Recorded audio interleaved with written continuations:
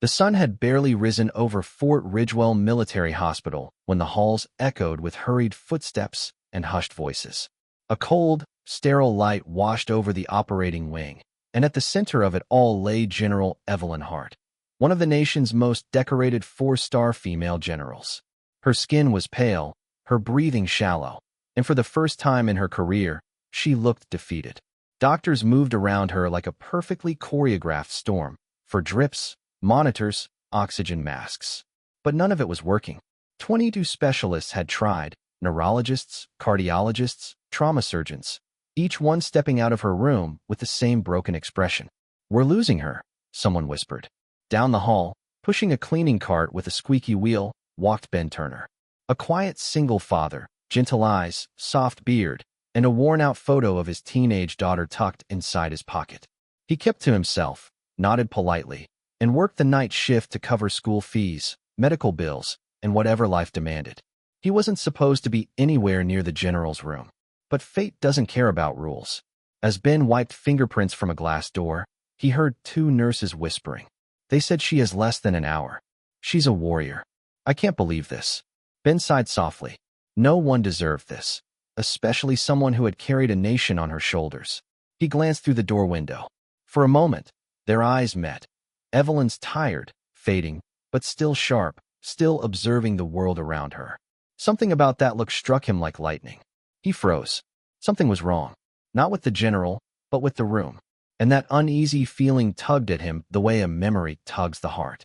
Just like Emily, he thought, his daughter, barely 8 years old, lying in a hospital bed years ago. Doctors had misdiagnosed her condition 3 times. A janitor, an old man named Wallace, was the one who noticed she wasn't reacting to her medication. He saved her life.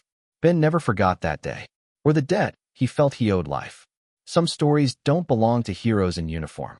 Some belong to ordinary people at the right place at the right time. A soft breeze from the ventilation brushed across his arm. Unusually cold. Ben stepped closer to the general's door. Inside, Evelyn's fingers twitched.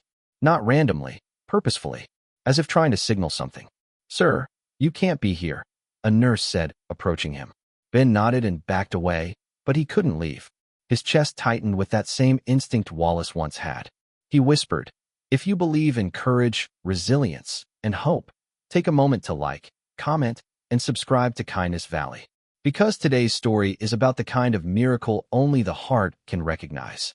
The nurse disappeared into another room. Ben noticed a subtle shimmer on the general's foreline, tiny bubbles, almost invisible. His breath caught.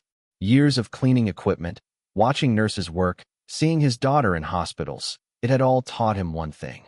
Air bubbles in the bloodstream can kill. Quietly, quickly, and they mimic completely different symptoms. General Evelyn Hart wasn't dying from her illness. She was being undone by a simple, deadly oversight. Without thinking, Ben burst into the room. Hey, sir, you can't," the doctor protested. "There are air bubbles in the line." Ben cried out, pointing at the 4. "She's not reacting to the meds, because she's not getting them." The room froze. The senior doctor pushed past him, inspecting the line. His face drained of color. "Clamp it. Now." Alarms beeped sharply. Nurses rushed forward.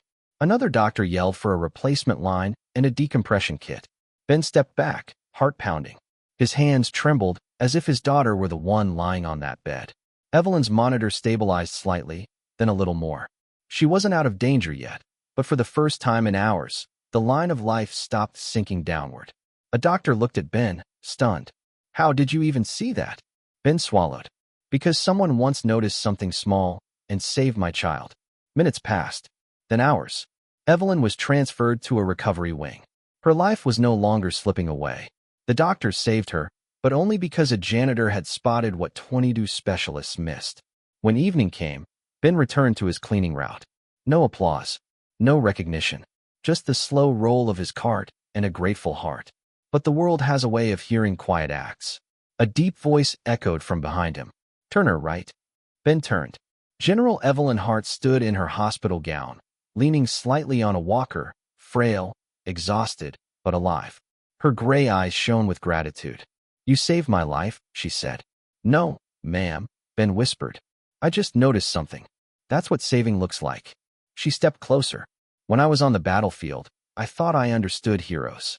Men with medals. Soldiers who could run through fire.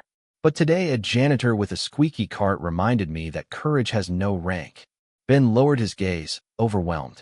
I just didn't want to watch someone else's family go through what I did. Evelyn reached out and placed a shaking hand over his. What's your daughter's name? Emily. She must be proud. Ben smiled softly. I hope so. Evelyn took a deep, steady breath. You know, I've spent my entire life leading armies. But today, someone with no uniform, no badge, no authority, led me back to life. Ben blinked, emotion thick in his throat. Evelyn looked toward the window, the sunset painting gold across her tired face. Tell me, how many miracles do we walk past every day because we think we're not worthy of being the one to make a difference? The question lingered in the air, warm and heavy. Then she smiled. Share that with the world, Ben. People need to hear it. He nodded. If you believe that one small act can save a life, share this story, subscribe to Kindness Valley, and remind someone that heroes are everywhere. Outside, dusk settled gently over the hospital. The world kept spinning, unaware that a life had been pulled back from the edge by a quiet man who simply refused to ignore what others overlooked. And in that moment, Ben understood something that would stay with him forever. Sometimes the greatest battles are won not by strength, but by paying attention. Sometimes the bravest souls don't wear medals. They carry mops and memories. And sometimes, the smallest glance can save a 4-star general.